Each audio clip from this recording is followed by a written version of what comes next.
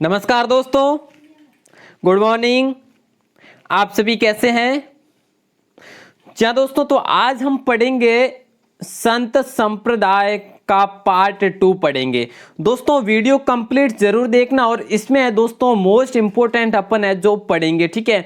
और नोट्स तो काफी लंबे है, बट दोस्तों अपन है जो सिंपल ही है, जो अपन क्या करेंगे, महत्वपूर्ण तथ्य पढ़ेंगे दोस्तों, ठीक है। महत्वपूर्ण जो तथ्य रहेंगे वही है जो अपन पढ़ेंगे इस वीडियो में। दोस्तों आप पहली बार है चैनल पर, नए मेहमान है तो चैनल को भाई साहब सब्सक्राइब अवश्य कर दीजिए, ताकि आपके लिए मैं ऐसे ही कंटेंट आपको उपलब्ध करवाता रहूं और आप अपना विश्वास स्नेह हमेशा के लिए बनाए रखिएगा। दोस्तों बता दूं, आप शाम 9 बजे की लाइव में अवश्य आए दोस्तों। शाम 9 बजे इसी पर आधारित, इसी क्विज, जो ये क्विज चल रही है, इसी क्विज पर अपन है जो शाम 9 बजे लाइव चलाते हैं प्रश्नोत्तरी के रूप में, तो अवश्य आए दोस्तों। यदि आप नए हैं तो आपके लिए बता रहा हूं, ठीक है। अच्छा दोस्तों, अपना है जो फर्स्ट पार्ट हो चुका था यहां तक, ठीक है, यहां तक हो चुका था दोस्तों फर्स्ट पार्ट अपना। तो अब आगे अपन है जो बात करेंगे चरणदास जी के बारे में, ठीक है। कहां तक हो गया था दोस्तों? संत लाल दास जी तक हो गया था, लाल दास संप्रदाय तक। चलिए दोस्तों स्टार्ट करते हैं। सबसे पहले अपन बात करेंगे चरणदास जी की। दोस्तों चरणदास जी का जन्म है जो सन 1700, देखिए इनका जन्म नहीं, इनके जो काल की बात करें तो 1703 से 1782 तक ये जो रहे थे, ठीक है दोस्तों। इनका जन्म है जो डेहरा अलवर में हुआ था। कहां पर हुआ था? डेहरा अलवर में हुआ था। तो दोस्तों इसी कड़ी में यदि बात करें तो लाल दास जी थे, उनका जन्म कहां पर हुआ था? अलवर में हुआ था, धौली दुए में हुआ था दोस्तों, ठीक है। और इनका जन्म कहां पर हुआ? डेहरा अलवर में हुआ, भाद्रपद शुक्ला तृतीया को हुआ दोस्तों, और 1760 संवत में हुआ, विक्रम संवत में दोस्तों, ठीक है। क्लियर? इनके पिताजी का नाम मुरलीधर और माताजी का नाम कुजो देवी था दोस्तों, ठीक है। याद रखें, इनके पिताजी का नाम मुरलीधर और माता का नाम कुजो देवी था दोस्तों। प्रारंभिक नाम इनका जो नाम था ना, वास्तविक नाम इनका था रणजीत दोस्तों, ठीक है। मुनि सुखदेव से इन्होंने दीक्षा ली। कहां से ली? मुनि सुखदेव से इन्होंने दीक्षा ली, और इन्होंने चरणदासी पंथ का प्रवर्तन किया। दोस्तों आपको प्रश्न कर लिया जाए कि चरणदासी पंथ है जो किसके द्वारा बनाया गया, संप्रदाय किसके द्वारा बनाया गया, तो आप वहां पर करेंगे चरणदास जी द्वारा, ठीक है। अच्छा दोस्तों, यदि इस प्रकार की बात करें कि ये कैसे वस्त्र धारण करते हैं, तो दोस्तों पीले वस्त्र धारण करते हैं। ये इस संप्रदाय के लोग पीले वस्त्र धारण करते हैं। और दोस्तों चरणदास जी ने नादिर शाह का जो आक्रमण हुआ था ना, उसकी भविष्यवाणी की थी इन्होंने, ठीक है। और दोस्तों चरणदासी पंथ की प्रमुख पीठ यदि बात करें तो इनकी प्रमुख पीठ दिल्ली में रही थी। और दोस्तों इसमें जो सगुण और निर्गुण और सगुण दोनों भक्ति मार्ग का मिश्रण है यहाँ पर। और दोस्तों अपनी यदि राजस्थान की बात करें तो राजस्थान में मुख्यतः मेवात में रहा था ये संप्रदाय, ठीक है। तो जरूर ध्यान में रखें दोस्तों, मेवात में, ठीक है, चरणदासी संप्रदाय जो मेवात में रहा था अत्यधिक, और दिल्ली में इसका प्रमुख केंद्र है। और दोस्तों इस पंथ में 42 नियम है। कितने हैं? 42। विष्णुई संप्रदाय में कितने नियम है दोस्तों? 29 नियम है, ठीक है। और दोस्तों यहाँ पर है जो 42 नियम है, ये जरूर ध्यान रखना दोस्तों, ठीक है। और जसनाथ संप्रदाय में दोस्तों ये भी आप जरूर ध्यान रखें, जसनाथी संप्रदाय में 36 नियम है, तो ये चीजें जरूर ध्यान रखें। और इस संप्रदाय में 42 नियम है। चलिए दोस्तों आगे बात करें तो आगे आते हैं संत रामचरण जी। संत रामचरण जी दोस्तों, इनका जो रहा था कार्यकाल 1720 से 1798 तक। दोस्तों इनका जन्म सोडा ग्राम जयपुर में हुआ था। दोस्तों संत संप्रदाय जैसे आप लोक देवता पढ़ते हैं उसी प्रकार ये पढ़ने होंगे दोस्तों। लोक देवता आपने अधिक बार पढ़ा इसलिए आपको याद हो गया होगा। दोस्तों ये संतों से संबंधित, संप्रदाय से संबंधित भी उतने ही प्रश्न पूछे जाते हैं हर एग्जाम में, ठीक है। तो दोस्तों जरूर ये भी आप है जो ध्यान में रखें। इनका जन्म दोस्तों 24 जनवरी 1720 को हुआ था। रामचरण जी का जन्म दोस्तों 24 जनवरी 1720 को हुआ था, जयपुर में हुआ था, सोडा ग्राम जयपुर में दोस्तों। इनके बचपन का नाम राम किशन था। इनके बचपन का नाम दोस्तों राम किशन था, तो इनके पिताजी का नाम बख्ता राम जी का था, ठीक है। और दांतड़ा मेवाड़ में कृपा राम से इन्होंने दीक्षा प्राप्त की। दांतड़ा कहाँ पर है दोस्तों, मेवाड़ में। और कृपाराम जी से इन्होंने दीक्षा प्राप्त की और प्रारंभ जो कि भीलवाड़ा, फिर कुल्हाड़ा गांव, अंत में शाहपुर आए। दोस्तों इन्होंने प्रारंभ किया भीलवाड़ा से, फिर कुल्हाड़ा गांव आए, कुहाड़ा गांव यहाँ पर, ठीक है। उसके बाद ये अंत में आए शाहपुरा में। और दोस्तों देखिए यहाँ पर इनके मृत्यु की बात की जाए तो 5 अप्रैल 1998 को इनकी मृत्यु कहाँ पर हुई, शाहपुरा में हुई दोस्तों, जो कि शाहपुरा कहाँ पर है, ये भीलवाड़ा में, ठीक है। और दोस्तों राजस्थान में 4 पीठें इन्होंने जो स्थापित की। देखिए कौन कौन सी की, राजस्थान में 4 पीठें जो स्थापित की दोस्तों, इसके अलग अलग है जो प्रवर्तक भी हुए हर पीठ के। तो दोस्तों देखिए रामस्नेही संप्रदाय की इन्होंने, पहले तो बता दूं, स्थापना की। इन्होंने किसकी स्थापना की, रामचरण जी ने। दोस्तों रामचरण जी ने रामस्नेही संप्रदाय की स्थापना की, ठीक है। इन्होंने जो भीलवाड़ा से शुरुआत की और भीलवाड़ा कुहाड़ा गांव होते हुए शाहपुरा तक आ गए थे अंत में। और दोस्तों प्रमुख इनके उपदेश, अच्छा इससे पहले ये भी पढ़ लीजिए ना कि इन्होंने रामस्नेही संप्रदाय की संप्रदाय की स्थापना की और 4 पीठें स्थापित की।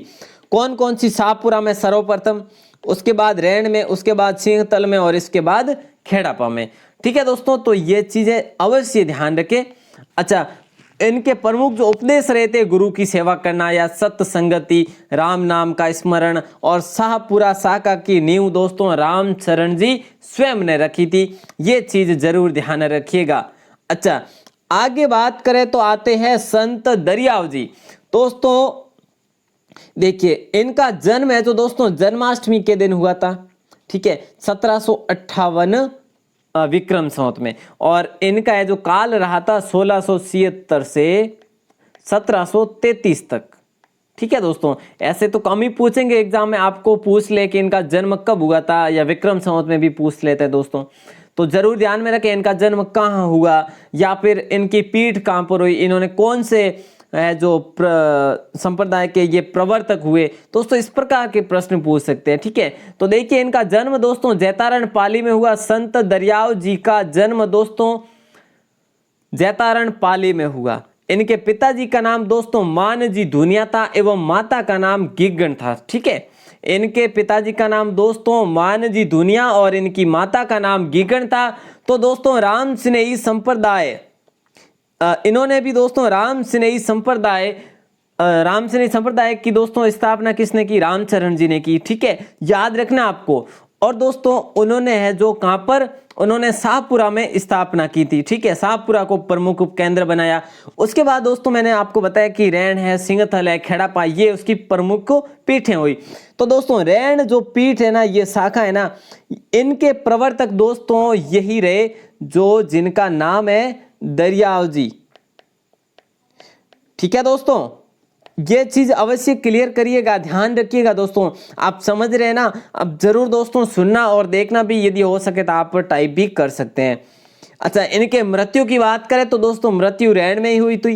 रैण जो कि दोस्तों, अब देखिए ये रैण कहां पर है, ये रैण दोस्तों नागौर में, ये जरूर ध्यान रखना, ठीक है। रैण है जो नागौर में, और जो कि मेड़ता के अंतर्गत आता है दोस्तों। इस पीठ ने हिंदू मुस्लिम समन्वय भावना का प्रोत्साहन दिया, और इन्होंने जो दरियाव जी थे, इन्होंने गृहस्थ जीवन में रहते हुए गुरु भक्ति एवं राम नाम स्मरण को मोक्ष प्राप्ति का साधन बताया। दोस्तों प्रश्न कर लिया जाए कि मोक्ष प्राप्ति का साधन या जो भगवान या भक्ति करना है जो किसने बताया, तो दोस्तों इसी संप्रदाय ने, जो कि दरियाव जी जो कि रैण में इन्होंने स्थापित की पीठ रामस्नेही संप्रदाय की। और रामस्नेही संप्रदाय के दरियाव जी जो कि रैण पीठ के जो क्या मानते हैं, मोक्ष है जो नाम राम का स्मरण को ही मोक्ष प्राप्ति मानते हैं। अच्छा दोस्तों आगे अपन बात करें तो हरि रामदास जी आते हैं।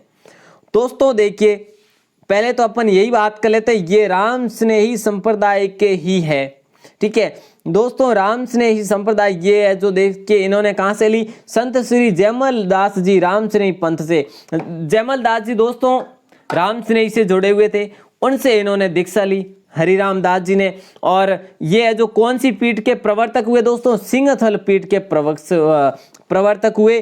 दोस्तों सिंहथल पीठ कहाँ पर है? आपको पूछ लिया जाए कि सिंहथल पीठ कहाँ पर है, तो दोस्तों बीकानेर आपको ध्यान में रखना है।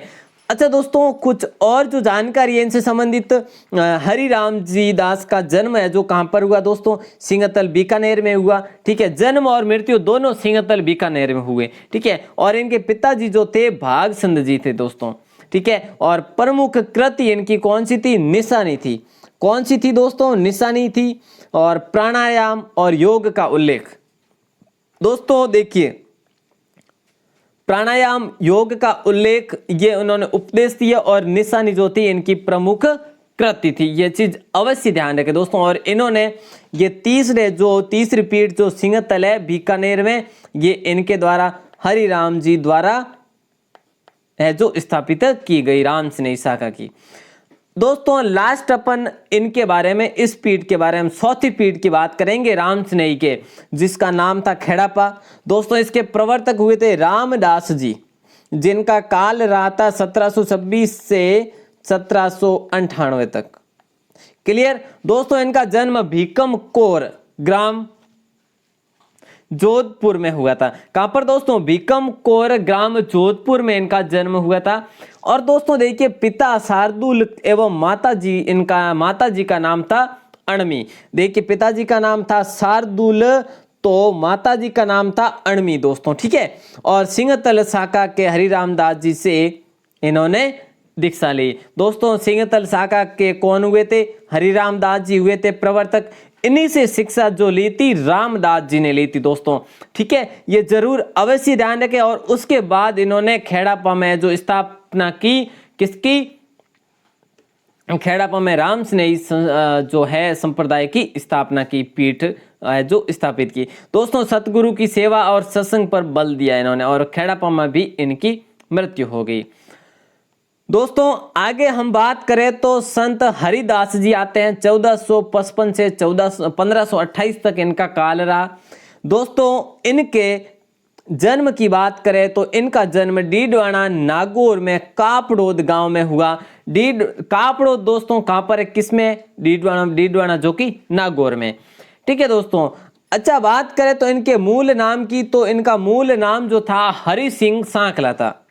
दोस्तों इनकी मृत्यु भी नागौर में हुई थी, लेकिन गाडा गांव में हुई थी। कहां पर? गाडा में। दोस्तों देखिए, ये प्रारंभ में क्या करते थे? इनका नाम क्या था प्रारंभ में? इनका नाम था हरि सिंह सांकला। ये पहले लूट मार का काम किया करते थे। दोस्तों एक सन्यासी के उपदेशों से इनको ज्ञान प्राप्त हुआ। एक सन्यासी के उपदेशों से इनको ज्ञान प्राप्त हुआ और निगुण भक्ति का उपदेश देकर निरंजनी पंथ चलाया। दोस्तों अब आपको प्रश्न कर लिया जाए कि निरंजनी संप्रदाय के प्रवर्तक कौन रहे, तो दोस्तों क्लियर सास आपको ध्यान में रखना, संत हरिदास जी रहे। ठीक है, सिर्फ हरिदास जी। और इनके प्रमुख पीठ की बात की जाए आपसे तो गाड्डा जो कि डीडवाना नागौर में। दोस्तों इनका जन्म कहां पर हुआ था? कापड़ोद में जो कि डीडवाना में, और कापड़ोद के पास गाडा गांव है, इसमें इनकी मृत्यु हुई थी। और दोस्तों यहां पर इनकी जो पीठ भी है, संप्रदाय की पीठ भी है। ठीक है साथियों, ध्यान में रखें। अच्छा आगे दोस्तों अपन बात करेंगे अन्य लोक संतों की। अन्य लोक संत जो हुए थे, संत पीपा हुए थे, और भी जो दोस्तों राजस्थान में जिनकी है जो रही थी भूमिका, संत सुंदरदास जी हुए थे, संत रजब जी हुए थे।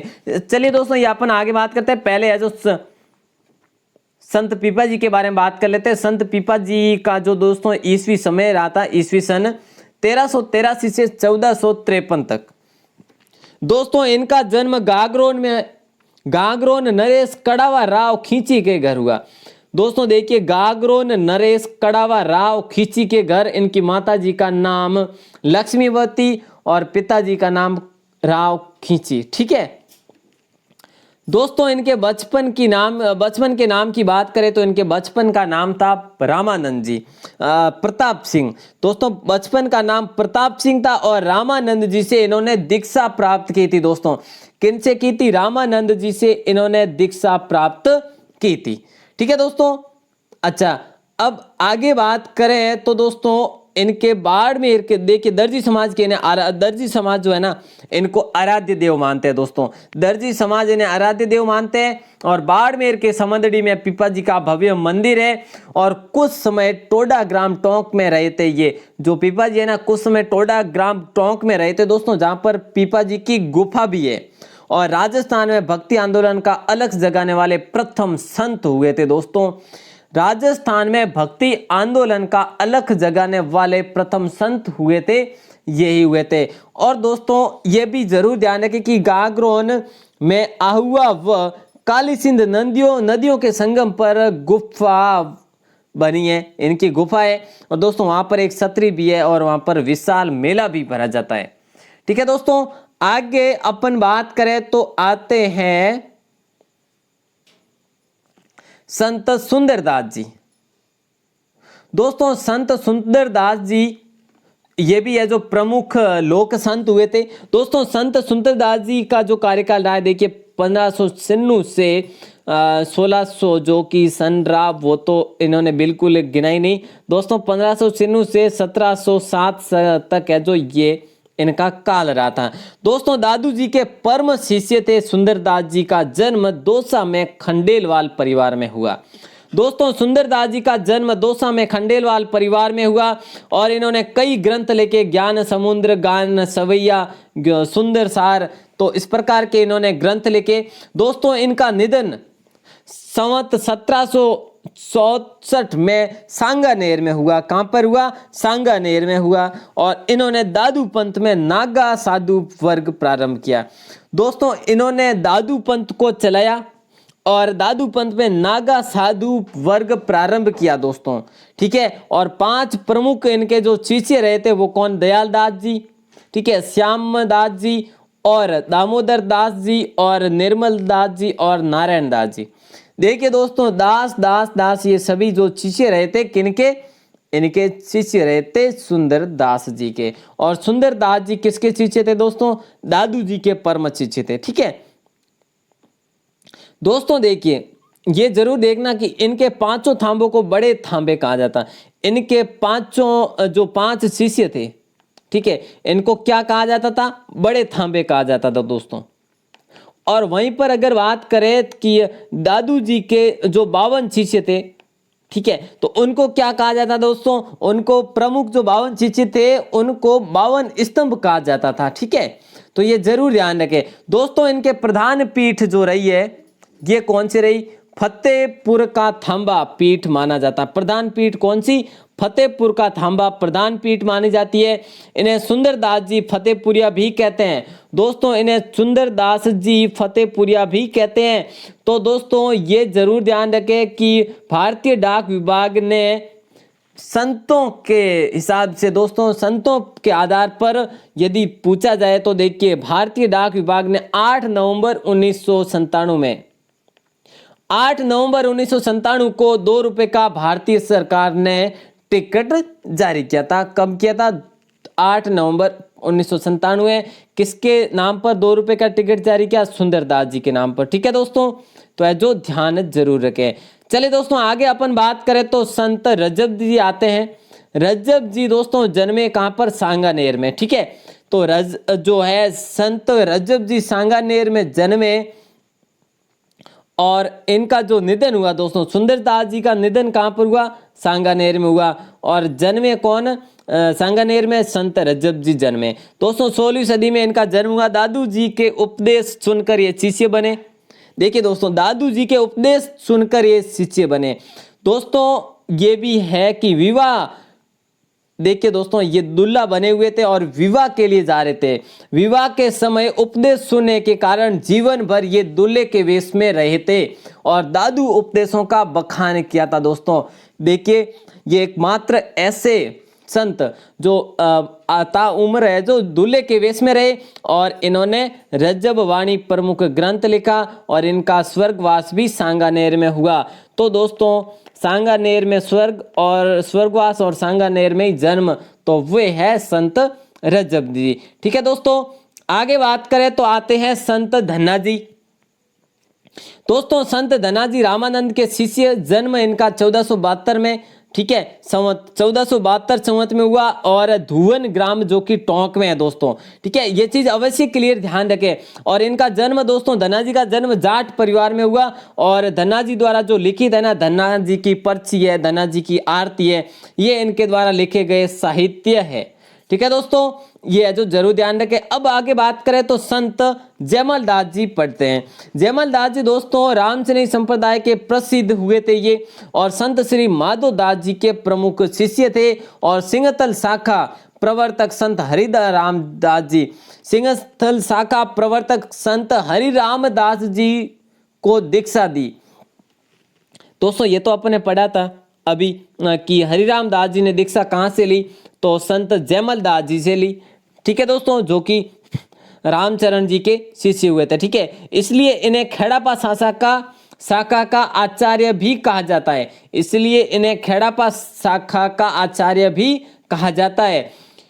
अच्छा दोस्तों, नेक्स्ट अगर बात करें तो भक्त कवि दुर्लभ। दोस्तों बता दूं आपको, ये जो संत संप्रदाय का अपना टॉपिक है ना, ये 2 पार्ट में मैं कंप्लीट करवाना चाहता हूं आपको, ठीक है, काफी लंबा है, बट जो दोस्तों ज्यादा से ज्यादा आधे घंटे की वीडियो बनेगी, ज्यादा नहीं बनेगी दोस्तों, 20 मिनट की हुई है और आधे घंटे की, और कुल है जो आधे घंटे से ज्यादा नहीं बनेगी। भक्त कवि दुर्लभ दोस्तों जन्म है जो विक्रम संवत 1753 में हुआ था। इनका कहां पर हुआ था दोस्तों, बागड़ क्षेत्र में हुआ था, ठीक है, बागड़ क्षेत्र में। दोस्तों कृष्ण भक्ति के उपदेश इन्होंने दिए, इन्होंने उपदेश, कवि दुर्लभ है ना दोस्तों, इन्हें राजस्थान का नरसिंह भी कहा जाता है। दोस्तों राजस्थान का नरसिंह किसे कहा जाता है, ऐसा प्रश्न पूछा जाए तो आप क्या भरेंगे वहां पर, तो वहां पर आपको करना है दोस्तों भक्त कवि दुर्लभ, जिनका जन्म 1753 विक्रम संवत में बागड़ क्षेत्र में हुआ, और दोस्तों इन्होंने अपना कार्य क्षेत्र जो बनाया बांसवाड़ा और डूंगरपुर को बनाया, ठीक है दोस्तों, ये क्लियर हो गया। संत रैदास जी,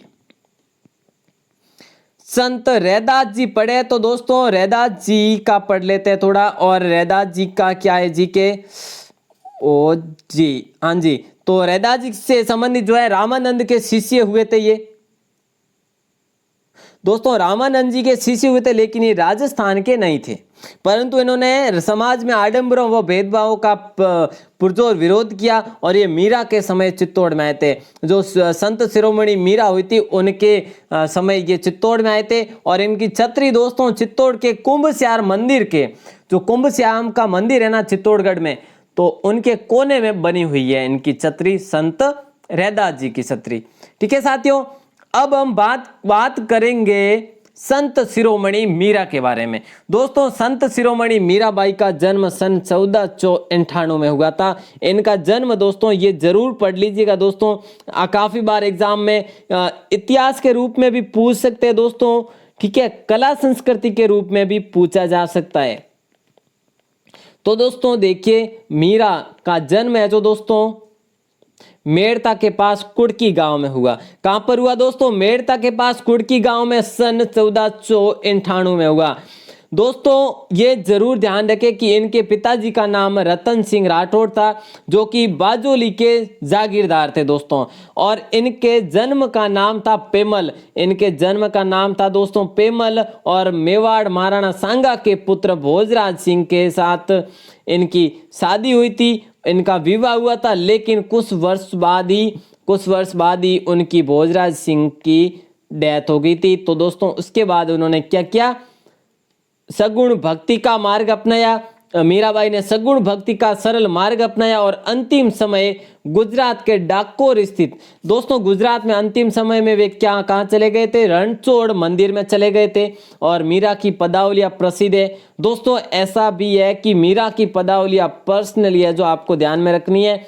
मीरा की क्या प्रसिद्ध है, पदावलियां प्रसिद्ध है दोस्तों। और मीरा को राजस्थान की राधा भी कहा जाता है दोस्तों। राजस्थान का कबीर किसे कहा जाता है, दादू को कहा जाता है। राजस्थान का नरसिंह किसे कहा जाता है, भक्त कवि दुर्लभ को कहा जाता है। तो दोस्तों राजस्थान की राधा किसे कहा जाता है, तो मीरा को कहा जाता है। ये चीजें जरूर ध्यान रखना दोस्तों, ठीक है। अच्छा आगे बात करें, आगे बात करें तो दोस्तों संत कबीर, जो कि राजस्थान में इन्होंने कबीर पंथी है जो राजस्थान में खूब चली, जो कि निम्न वर्ग में चली, निम्न वर्ग के उद्धार के रूप में चली, उपयोगी साबित हुई, और कबीर की साख्या विशेष उल्लेखनीय है दोस्तों। अच्छा दोस्तों, आगे बात करें तो संत माओ जी आते हैं, और संत माओ जी का जो जन्म दोस्तों साबला ग्राम डूंगरपुर में हुआ। दोस्तों एक चीज आपको बता दूं, यदि आपको क्षेत्र का पूछा जाए तो अधिकतर जो संत हुए थे मेवात क्षेत्र या बागड़ क्षेत्र में हुए दोस्तों। ये एक बार जरूर दोस्तों आप डीपली जाके जरूर सर्च कीजिएगा।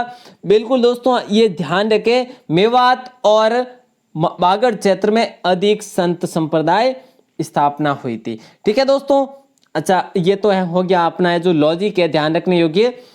सन 1727 में इन्हें बेणेश्वर स्थान पर ज्ञान प्राप्त हुआ। दोस्तों सन 1727 ईस्वी में इन्हें बेणेश्वर स्थान पर ज्ञान प्राप्त हुआ, और बेणेश्वर धाम की स्थापना संत माओ जी ने ही करवाई थी। दोस्तों बेणेश्वर धाम है ना, जिसे आदिवासियों का कुंभ भी कहा जाता है, तो ये है जो संत माओ जी ने इसकी स्थापना करवाई थी। इनका प्रमुख मंदिर दोस्तों जो है ना, प्रमुख मंदिर या पीठ कहो तो ये साबला ग्राम में, जिनका यहाँ पर है जो इनका जन्म हुआ था माही तट पर। ठीक है, और इनकी वाणी दोस्तों है जो चौपड़ा कहलाई। दोस्तों इनकी वाणी क्या कहलाई? चौपड़ा कहलाई। ठीक है, और जिन्होंने निर्गुण व सगुण का समन्वय कर सहज भक्ति की उपासना की। दोस्तों कुछ जो टॉपिक है अपने सूफी संत के बारे में पढ़ लेते हैं। दोस्तों सूफी संत जो हुए थे, एक तो ख्वाजा मोइनुद्दीन चिश्ती हुए थे, और एक हुए थे नरहड़ के पीर, ये है जो प्रमुख है दोस्तों। ठीक है दोस्तों, कुछ जानकारी हासिल कर लीजिएगा।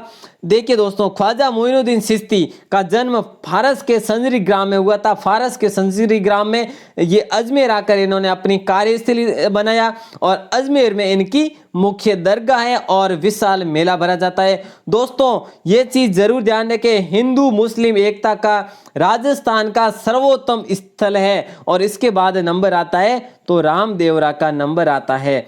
ठीक है दोस्तों, और अजमेर में इनकी दरगाह है दोस्तों। एक और ये चीज एक बार क्लियर करना है, यहाँ बादशाह अकबर पुत्र प्राप्ति के लिए पैदल जियारत के लिए यहाँ पर आए थे। दोस्तों ये जब आए थे अजमेर में, उस समय पृथ्वीराज चौहान अजमेर के शासक थे दोस्तों, पृथ्वीराज चौहान तृतीय। और दोस्तों इनके गुरु थे जो कौन थे? हजरत शेख उस्मान हारूनी इनके गुरु थे, और इनका इंतकाल, इनकी मृत्यु 1233 में हुई थी, अजमेर में ही हुई थी। ठीक है दोस्तों, नरहड़ के पीर की बात करें तो हजरत शक्करबार इनका जो नाम है, नरहड़ के पीर कहलाए, लेकिन इनका नाम जो है हजरत शक्करबार पीर है। ठीक है दोस्तों, इनका जो इनकी दरगाह है जो ये चिड़ावा झुंझुनू में है।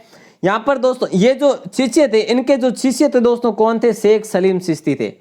ठीक है, इनके नाम पर अकबर ने अपने पुत्र सलीम का नाम रखा था दोस्तों, सलीम नाम रखा था, जो कि जहांगीर बाद में परिवर्तित होकर जहांगीर नाम रखा गया। दोस्तों नरहड़ के पीर को शेखावटी में खूब विशेषता है। और दोस्तों ये जरूर ध्यान रखें कि बागड़ के धनी के रूप में ये प्रसिद्ध है। तो राजस्थान में बागड़ के धनी कौन है दोस्तों? ये नरहड़ के पीर। और दोस्तों यहाँ पर माना जाता है कि पागल व्यक्ति यहाँ असाध्य ठीक हो जाते हैं, और यहाँ दरगाह भी सांप्रदायिकता सद्भावना का अनूठा स्थल है। एक और दोस्तों ये भी क्लियर कीजिएगा कि पीर फखरुद्दीन दाऊदी बोहरा संप्रदाय के आराध्य पीर। दोस्तों दाऊदी बोहरा संप्रदाय के आराध्य पीर कौन है? पीर फखरुद्दीन, जिसका मंदिर जो है गलियाकोट डूंगरपुर में इनकी दरगाह है, सॉरी मंदिर नहीं दरगाह है, और दाऊदी बोहरा संप्रदाय का प्रमुख धार्मिक स्थल है। दोस्तों अब अपना है जो लास्ट संप्रदाय से संबंधित अपना कंप्लीट हो रहा है। देखिए ये एक बार क्लियर कर दीजिएगा थोड़ा थोड़ा है कि राजस्थान में अन्य जो निर्गुण भक्ति संप्रदाय हुए थे ना, जैसे एक तो अलखिया संप्रदाय हुआ था जो कि स्वामी लालगिरी द्वारा है, जो ये 10वीं सदी में प्रारंभ किया गया था, जिसकी मुख्य पीठ दोस्तों बीकानेर में रही थी। ठीक है, और दोस्तों गुदड़ संप्रदाय जो कि संत दास जी द्वारा है, जो ये की गई थी स्थापना, इसकी प्रमुख पीठ दोस्तों भीलवाड़ा में इसकी। और संत दास जी गुदड़ी से बड़े वस्त्र पहनते थे। ठीक है, तो इसलिए जो गोदड़ी संप्रदाय कहलाया। और दोस्तों नवल संप्रदाय ये नागौर के संत नवल दास जी से परिवर्तित है और मुख्य मंदिर जोधपुर में और उपदेश इनके नवलेश्वर अनुभववाणी भी है। ठीक है दोस्तों, राजा राम संप्रदाय, तो राजा राम संप्रदाय जो राजा राम द्वारा परिवर्तित है और उपदेश है इनके हरे वृक्षों को न काटना और पर्यावरण का संरक्षण देना, जैसे कि विष्णुई संप्रदाय, वे विष्णुई संप्रदाय के रास्ते पर चले और पथ प्रदर्शक बने। ठीक है दोस्तों, तो आज की अपनी लाइव क्लास बस कंप्लीट हो गई दोस्तों, बराबर है जो अपनी आधे घंटे की क्लास हुई है दोस्तों। ठीक है, तो दोस्तों आज की वीडियो आपको पसंद आई है तो वीडियो को दोस्तों लाइक जरूर कर दीजिएगा। मैंने पहले नहीं बताया, वीडियो कंप्लीट होने के बाद बताया कि लाइक अवश्य कर दीजिएगा और अपना थम्स अप जरूर दे दोस्तों, वो भी मेरे मनोबल के लिए। ठीक है दोस्तों, तो आपको मिलती रहेगी इसी प्रकार सुबह 9 बजे और शाम 9 बजे इसी पर आधारित दोस्तों लाइव प्रश्नोत्तरी चलाई जाएगी। ठीक है दोस्तों, और हिंदी की वीडियो भी तैयार हो चुकी दोस्तों, जल्दी अपलोड की जाएगी जो कि समाज की रहेगी। ठीक है दोस्तों, सबसे पहले आपके लिए समाज की वीडियो आने वाली है। ठीक है दोस्तों, तो वो वीडियो है जो हिंदी की 2 या 3 दिन छोड़कर है जो अपलोड की जाएगी अलग अलग। ठीक है, डेली दोस्तों जो अपना हिंदी टॉपिक है जो एक 2 पार्ट में अपना हर एक टॉपिक है जो कंप्लीट हो जाएगा हिंदी में। चलिए दोस्तों, उसके बाद अपन रीजनिंग भी पढ़ेंगे। चलिए धीरे धीरे जो एग्जाम से पहले है जो सब कंप्लीट कर लेंगे। तो दोस्तों आप सभी का प्रेम पूर्वक बहुत बहुत धन्यवाद और आप सभी बने रहे अपने विश्वास और स्नेह के साथ और राजस्थान क्लासेस के साथ। बहुत बहुत धन्यवाद।